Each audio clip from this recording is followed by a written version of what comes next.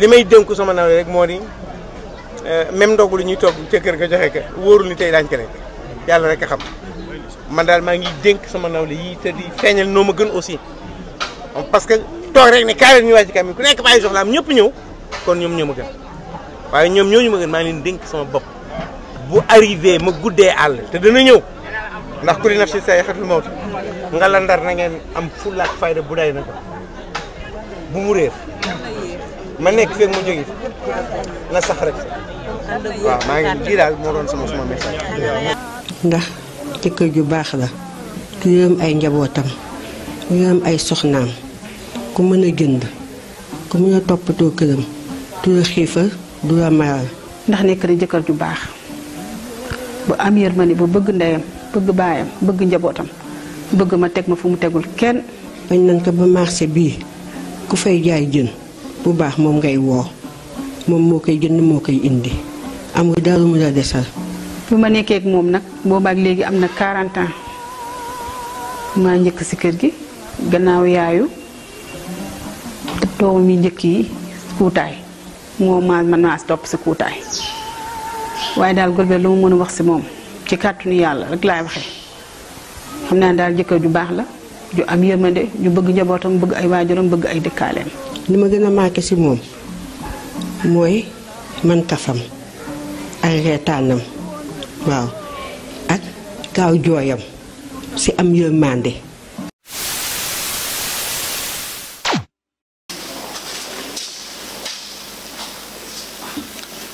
Bonjour.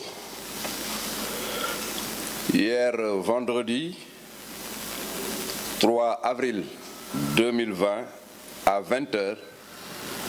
le Sénégal a enregistré son second cas de décès lié au Covid-19. Il s'agit d'une Sénégalaise âgée de 58 ans qui était hospitalisée au service des maladies infectieuses et tropicales de Fann. Je présente, au nom de Monsieur le Président de la République, du gouvernement et du peuple sénégalais, mes condoléances attristées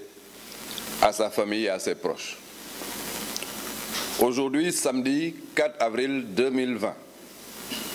le ministère de la Santé et de l'Action sociale a reçu les examens virologiques suivants. Sur 177 tests réalisés, 12 sont revenus positifs. Il s'agit d'un cas importé, de 10 cas contacts suivis et d'un cas issu de la transmission communautaire. 6 patients hospitalisés ont été contrôlés négatifs, donc guéris. L'état de santé des autres patients est stable. À ce jour, 219 cas ont été enregistrés positifs au Sénégal, dont 72 guéris, 2 décédés, 1 évacué. Par conséquent, nous avons 144 cas en traitement. Le ministère de la Santé et de l'Action sociale souhaite une bonne fête d'indépendance à tout le peuple sénégalais et renouvelle son appel au respect strict des mesures de prévention individuelle et collective. ma liral leen communiqué wu tey bi démb ci àjjuma bi ñetti fan ci weeru avril 2020 bi 20h jotee le Sénégal a enregistré ñaareelu cas bi xamante ne décédé na gaañu na te Covid-19 bi waral ko muy benn sénégalaise bu am juróom fukki at ak juróom ñett ñu hospitalisé ko woon fële ci hôpitalu Fann. Président de la République, gouvernement bi ak peuple bi ñi ngi jaale famille am ak njabootam bi yépp di ñaan yàlla mu xare ko àjjana. tey samedi ñeenti fan ci weeru avril 2020 ministère de la santé et de l'action sociale jot na résultat wu test wu bés bi ci téeméer ak juróom-ñaar fukk ak ñaari test fukk ak ñaar ñëw nañ ci positif benn bi cas importé la mooy cas bu jóge bitim réew fukk yi cas contact yu ñu doon suivre la benn bi nag mooy cas boo xamante ne transmission communautaire la jóge mooy mënuñ ko lënkaleek benn contact wala benn cas ñu wax ne tey aussi juróom benni patient yu ñu hospitalisé woon wér nañ tey danañ leen génn ci kanam yeneeni patient yi nekk hôpital ñi ngi yëg tan bu ñu xaymee ba mbir mi commencé ak léegi Sénégal enregistré ne ñaari téeméer ak fukk ak juróom-ñeenti cas ci ñaari téeméer ak fukk ak juróom-ñeent yooyu juróom-ñaar fukk ak ñaar wér nañ ci tey ñaar génn nañ ci àdduna kenn évacué nañ ko ci coobare famille am muy donc fi ñu nekk nii téeméer ak ñeent fukk ak ñeent ñi ngi hôpital ñu leen di faj ministère de la santé et de l'action sociale mu ngi souhaiter peuple sénégalais yépp bonne fête d'indépendance mais di leen ñaax surtout ngeen respecter consignes yi leen jox pour que ñu mën a génn Covid-19 bi ci réew mi maa ngi leen di remercier bu baax. Est-ce que éducation de base la wala comportement nit ñi wala ci ñi nga xamante ne ñooy jàngale la. parce que léegi wax boobu dafa ëmb comme ñun ñu nekk fii Sénégal mais dafa am ci ñeneen ñoo xamante ne ñoom tak boo leen gisee rek da ngay xam ne ñoom dëkkuñu Dakar. parce que seen comportement. ñi ngi laal seen bakkan ñi ngi laal seen bopp ñi ngi laal seen kii. mën na bañ a nekk ci seen éducation mën na nekk ñàkk xam ci ñoom ci seen parents yi parce que ñoom ay nitu àll la ñuy doon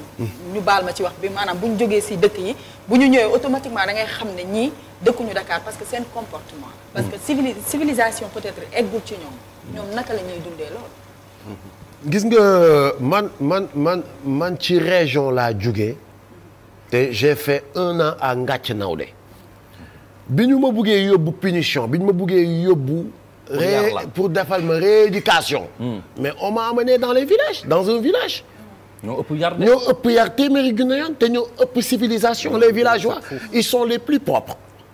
fajar la ñuy xëy dañuy lay suuf dañuy tame suuf. du ñu bale dañuy lay. ba muy melax seen tëstën yi. dañ koy xoos ba mu weex dañu koy bomb ba mu weex seen dàll carax yi ñuy duggee douche buñ la ko joxee mën nga ko yóbbu xew. ils sont très propres dañuy fóot ba mu set. c'est-à-dire bu ñu nekkee ci liggéey ñu ngi ci liggéey boo leen ñëwee da ngay foog ni ils sont mal propres mais bu ñu liggéeyee ba pare c'est les plus propres. non waxuma côté boobu. non ba pare même les bonnes manières yi ngay wax. éducation dañ ko am. en fait si am nañ éducation. am nañ éducation dinañ jox nit cër. dinañ jox nit cër xam nañ lu ñuy waxee am nañ éducation. mais comme tey jii li ñuy wax ni ne. hygiène am nañu ko moom laa lay wax ak ñu ko am. mais ñu ci bari laa boo leen xoolee. jàmm ci képp ku jot ci vidéo bi di ñaan tamit njéggal ngir émission ngonal bi ma def ba tudd ci villageois wala àll waxewu ma ko benn intention bu ñaaw wax dëgg fa yàlla ndax fii ku fi sa yaay jógewul ci village sa papa jóge na fa wala yow sa bopp nga jóge fa waxuma ko it pour xas ndax tollu ma nenn ba war a mën a xas kenn wax dëgg fa yàlla juste dañ doon sensibiliser fi feebaru coronavirus bi toll wax dëgg fa yàlla am na ñoo xamante ne xamuñu sax feebar bi dugg na fi wala bu ñu ko xamee 10% lañ ci nan la ñuy def ba sensibiliser wax dëgg fa yàlla am na ñoo xamante ne xamuñu sax feebar bi dugg na fi wala bu ñu ko xamee 10% lañ ci nan la ñuy def ba sensibiliser leen ba ñu xam feebar bi fu mu toll 100% ndax nag bi ma juddoo ba tey maa ngi doog a gis 20 heures ku ne tëj sa bunt ngir njàkkare xëy na nag njàkkare boobu laa doon waxee wala tiitaange boobu ci feebar bi ba tax ma daal di juum ma ñaan yàlla ñu jégal ma ndax nag fii Sénégal la benn bopp la kenn mënu koo xar ñaar te tuuti naa loolu pour dépasser benn nit waxatuma la ak mbooloo mu toll nii salaam maa ngi jégalu bu baax. asalaamaaleykum Sénégal asalaamaaleykum àdduna maa ngi nuyu ku ci nekk sa tur ak sa sant di la fekk ba fi nga nekk di la jox loxo di nuyu kilifa diine di nuyu kilifa aada yi di nuyu ñëpp bàyyuma kenn man la Boury Bathily di sët ci Soumboulou Bathily sama yaay dëkk yaa génne sama papa dëkk Maxana tubaabu Kaane ñuy ay Bathily yaari Bilambo di siine doo Sambarene di ay villageoise pure et dure loolu passé nag may jéggalu ci Soumboulou wax ji mu wax démb ci télé bi TFM ñu ci jéggalu ñu ñëpp sama yaay sama mbokk yaay ñëpp ñu ngi jéggalu sama waa kër papa yi ñëpp ñoo ma jox kàddu pour ma jéggalu askan bi jéggalu Sénégal parce que ñoom ay villageoises la ñun ñii ñëpp dégguñ sax olof leneen la ñuy làkk tellement on est villageois mais nag erreur du ñàkk l'erreur est humaine tey jii xëy na faute de frappe la am na leneen lu mu bëggoon waxee noonu affaire bi gauche ku nekk jëlee ko nu ne mais ak lu mu mën ci doon rek yàlla rek moo dul juum nit day juum ñëppay juum muy man muy président muy waykat muy képp kuy koo xamante ne yaa ngi wax rek surtout ci télé juum dalay yomb te boo juumee yaakaar naa ne war ngaa askan bi war nañ laa comprendre ci loolu baal la parce que c'est pas la première fois ay at yaa ngi koy nekk ci télé bi di jouer ay théâtre di jouer ay film def yooyu mosoo juum comme tey nag boo juumee yaakaar naa ni sénégalais yi war nañu am compréhension ndax yàgg ngaa bëggal sénégalais yi yàgg na bëggal sénégalais yi Soumboulou xale la suñu kër moo koy caat xëy na tey dafa am nu mu waxee rek wax ji jàdd mu juum mais ñun ñëpp ñu ngi ciy jéggalu ci kaw nag yàgg na bëggal sénégalais yi kon tey bu xëyee juum ñun dañ ciy sant yàlla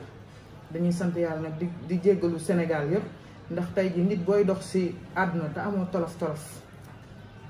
war ngaa xoolaat sa bopp lii nag tolof tolof la bu ñëw suñu kaw dañ koy accepter parce que yàlla lu mu la teg rek danga koy accepter mooy jéggalu sénégalais yi di leen jéggalu encore une fois ñu baal ñu àq parce que fii Sénégal la ñëpp a fi tase ñëpp ay villageois la ñëpp ay kaw-kaw lañ ñëpp kaw ga lañ jógee tase fi muy man muy sama morom muy keneen ak keneen kon maa ngi jéggalu ñëpp ci juumte bi nga xamante ni moo ñu dal di ñaan yàlla ngeen baal ñu di leen ñaan ngeen baal ñu parce que nit day def erreur nit day juum encore une fois nit day juum yàlla suñu borom subhanahu wa taala rek moo dul juum kon ñu ngi leen di jéggalu bu baax a baax bu loolu weesoo nag may wax ci feebar bi di corona bi tiital na ñëpp tiit nañ ñuy ñaan yàlla na yàlla tàppe xol yi ñu delluwaat ci jaamu yàlla defaraat xol yi ku nekk rafetal sa digganteeg sa morom ku mën a dimbali sa morom nga dimbali ko ngir yàlla wàcceel ñu feebar bi nga xamante ni moo tege suñu kaw ba day traumatiser nit ñi sax ba nga wax loo xamante ne xëy na waroo ko wax ndax feebar bi may ñaan yàlla na ko yàlla teggi nu mu gën a gaawee ci kattanam moom mi nga xamante ne mooy borom lépp moom mooy subhanahu wa taala moom mooy l'absolu moom mooy lépp moom rek la ñuy ñaan ci kattanam ak barke yonent bi di suñu yonent muhammadu rasulullah sallallahu alayhi wa sallam. waaw am na ci solo parce que xam nga télé dafa doy waar en direct dafa doy waar ci li nga xamal ne rek sénégalais yi ne man mii di wax ak yow kaw-kaw la suma papa kaw-kaw la suma yaay kaw-kaw la donc te kaw-kaw lépp li nga xamante ne aussi nag mooy doxal réew mi ñoom ñoo ciy pee nag ñooy numéro number one président yi kaw-kaw lañu man mii di wax ak yow sama papa nekk naa fi roi des arènes te kaw-kaw la Soumboulou papaam kaw-kaw la yaayam kaw-kaw la mais aussi tamit dafa juum na kon nag juum na man dem man Balla Gaye numéro 2 di Omar Sakho maa ngi koy jéggalu ci kanamu sénégalais yi di leen wax ne nag ngeen jéggal ko te yàlla tax te xam ne juum la ndax réew mi daanaka kenn dëkku fi dëgg la kenn dëkku fi muy man muy sama morom muy keneen ku mu mënti doon ndakaaru dox daja la waaye comme Soumboulou nag aussi kon ni ko Lamine ak Babacar di ma tooñee ginnaaw tool la mënuñu lu dul wax rek sénégalais yi ak kilifa diine yi ak kilifa aada yi ak ñi nga xamante ne nag wax dëgg yàlla ñu ngi nekk fii di daan seen doole ñu ngi leen di jéggalu ci kàddu bi nga xamante ne Soumboulou wax na ko bu baax a baax a baax tuub tey jéggalu parce que nit tamit bu tooñee day jéggalu man boog maa ngi koy jéggalul ci kanamu sénégalais yi ngeen baal ko te xam ne sama goro la daal. ñuy fàttali sa soxna ak moom ñoo bokk ndey ak baay. waaw ñoo bokk ndey ak baay loolu kay mooy ginnaaw tool ko ni nga ma ko waxee. ñoo bokk ndey ak baay te xam nga soxna si boo amee lu ko metti daanaka man it am na lu ko metti ba moom def na vidéo di baalu ñëpp vraiment kon loolu nekk na loo xamante ne lu ko touché la ci carrière am ci àddunaam rawatina aussi tamit moom it dafa am njaboot bu gisee ñuy saaga raxam day xaw a metti waaye nag comme dafa juum daal li mën a xew yëpp daal ñu ngi tuub tey jéggalu. te yàlla sax dañ koy tooñ mu ñuy baal. waaw suñu borom dañ koy tooñ muy baal. waaw kon li ci am solo mooy daal gars yi waaw jéggalu daal jéggalu waaw ndimbal ak yërmande jéggalu vidéo yi metti na gis nañ ko mais nañuy jéggal leen ñu daal.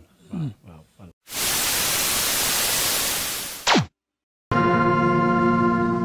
Opposé. Sort.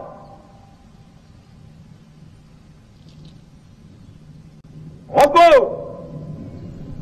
Garde.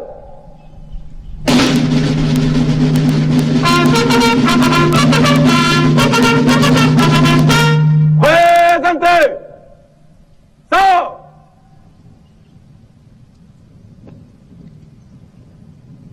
Attention pour les couleurs. En vrai.